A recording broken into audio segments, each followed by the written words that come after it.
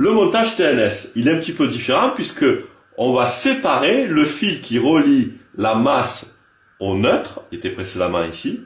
Et pour cela, nous allons le doubler. Nous pourrons de nouveau utiliser le différentiel. Donc terre au neutre, cela ne change pas. On va rester en monophasé, neutre sur le récepteur, phase sur l'autre côté du récepteur.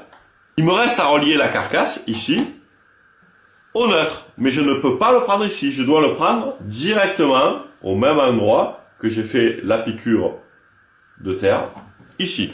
Je mets sous tension, mon récepteur s'allume, je produis un court-circuit, et la surprise, les deux déclenchent.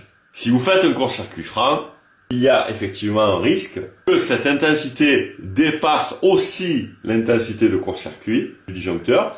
Et comme il n'y a pas ici de sélectivité assurée par la vitesse, il n'y a pas de déclenchement plus rapide, que ce soit au niveau du différentiel ou du disjoncteur, rien ne garantit que ce soit l'un qui déclenche avant l'autre.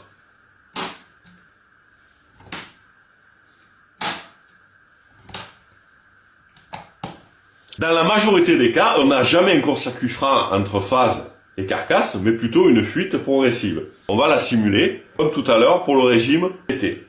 Voilà, on a décalé la maquette, installé l'ampéromètre. L'ampéromètre va être raccordé entre carcasse et fuite. 6 mA. J'augmente mon courant de fuite, mon intensité du courant de fuite. Et vers 21 mA comme tout à l'heure, voilà, j'ai le déclenchement, cette fois-ci uniquement du différentiel, puisque 21 mA sont très loin du déclenchement court-circuit du disjoncteur principal.